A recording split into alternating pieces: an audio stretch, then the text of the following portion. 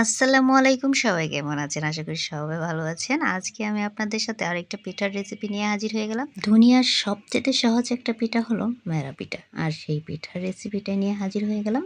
আমার ভিডিওটা ফলো করলে যে কেউ এই পিঠাটা খুব সহজে বানাতে পারবেন। তো সম্পূর্ণ ভিডিওটা মনোযোগ সহকারে দেখবেন। আশা করি আপনাদের কাছে ভালো লাগবে। ভিডিওটা ভালো লাগলে চ্যানেলটা সাবস্ক্রাইব করে চ্যানেলের সাথেই থাকবেন। এরকম সহজ সহজ রেসিপির ভিডিও আর ব্লগ ভিডিও নিয়ে আমি হাজির হয়ে যাব। পিঠা বানানোর জন্য এখানে পাতিলে পানি দিয়ে দিয়েছি। পানিটা ফোটার আগ পর্যন্ত আমরা চাল করে নেব। পানির কোনো পরিমাপ নেই, আপনারা যে কোনো পরিমাণে পানি দিতে পারেন, বেশি পরিমাণে দিলেও কোনো ক্ষতি নেই। পানিতে সামান্য পরিমাণ লবণও দিয়ে দিয়েছি, কারণ চালের গুঁড়িতে লবণ দিব। এখানে নিয়ে নিয়েছি আতপ চালের গুঁড়া। আপনারা যে কোনো চালের গুঁড়ি দিয়ে আপনারা এই পিঠাটা বানাতে পারেন। চালের গুঁড়ি তো পরিমাণ মতো লবণ দিয়ে দিয়েছি, আপনারাও পরিমাণ মতো লবণ দিবেন। দেখলেন তো আমি পাতিল থেকে পানি নিয়ে একটা সুন্দর একটা ডো তৈরি করে নিয়েছি। এবার আমি মেরা পিঠা বানিয়ে নিব। দেখুন, আপনারা লক্ষ্য করে দেখুন আমি কিভাবে মেরা পিঠাটা বানিয়ে নিয়েছি। আপনারা যদি এইভাবে না বানাতে পারেন, এই শেপটা না দিতে পারেন, তাহলে শুধু গোল গোল করে পানিতে সিদ্ধ করে নিলেই হবে।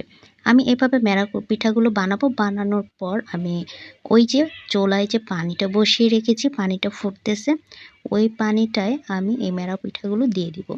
মেরা পিঠা বানানোর জন্য পানির কোনো নির্দিষ্ট পরিমাপ নেই। আপনারা পাতিলে যত বেশি পানি নেবেন ততই ভালো হবে, কারণ মেরা পিঠাটা ভিতর পর্যন্ত সিদ্ধ হতে হবে। কাঁচা চালের গুঁড়ি দিয়ে যেহেতু আমরা ডোটা তৈরি করেছি, সেই জন্য মেরা পিঠাটা ভালোভাবে সিদ্ধ হওয়ার জন্য অনেকটা পানি নিতে হবে।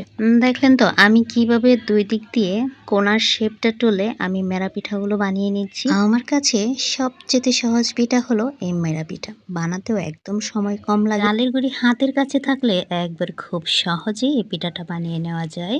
বেশি উপকরণও লাগে না, শুধু একটা উপকরণ লাগে, সেটা হলো লবণ।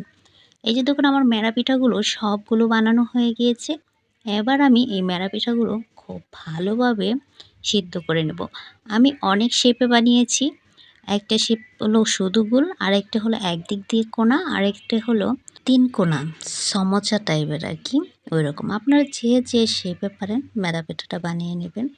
এই মেরা পিঠাটা আপনারা শুটকির ভর্তা বলেন, বেগুন পোড়া ভর্তা বলেন, আর মাংসর তরকারি বলেন, যে কোনো কিছুর সাথে খেতে পারবেন।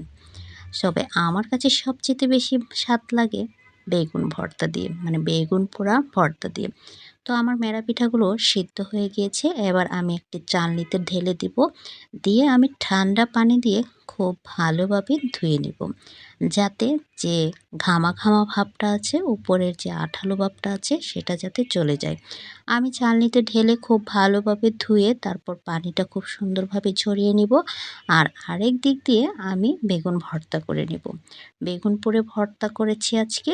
তো বেগুন পোড়া ভর্তা দিয়ে আমি এই মেরা পিঠাটা খাবো। দেখলেন তো কি বললাম, যে দুনিয়ার সবচেয়ে সহজ পিঠা হলো মেরা পিঠা। এই পিঠাটা যারা এখনো খান নাই, তারা একবার হলো বানিয়ে বেগুন ভর্তা নয়তো মাংসের ঝোল দিয়ে খেয়ে দেখবেন। অসম্ভব স্বাদের এই মেরা পিঠা। ভিডিওটা ভালো লাগলে লাইক, কমেন্ট ও শেয়ার করতে ভুলবেন না। চ্যানেলটা সাবস্ক্রাইব করে চ্যানেলের সাথেই থাকবেন। আর দেখুন, ভিডিওর শেষে আরেকটা চমক আছে। আমার হাজব্যান্ডে মেরা পিঠাটা খেয়ে কি বললো। এই যে দেখুন, আমি বেগুন ভর্তাটা করেছি, তবে বেগুন ভর্তাটা আমি পেঁয়াজ ছাড়া করেছি। আপনারা পেঁয়াজ দিয়ে পোড়া বেগুনের ভর্তাটা করে নেবেন। ভর্তাটা পেঁয়াজ ছাড়া কেমন লাগতেছে? পেঁয়াজ ছাড়াই তো আমি তো পেঁয়াজ ছাড়াই খাই। না দেখো, এই যে পেঁয়াজ ছাড়া যে রান্না বান্না করি খারাপ লাগে না কিন্তু। হ্যাঁ, এই যে ভর্তাটা কিন্তু বেশি পেঁয়াজ দেওয়া মানুষে বানায়, মানে আমি নিজেই বানাইছি একসময় বেশি পেঁয়াজ দেওয়া। অন্ত পেঁয়াজই দিছি না, পেঁয়াজের গন্ধ লইতে না। পেঁয়াজ খাই আর ওষুধ বসে।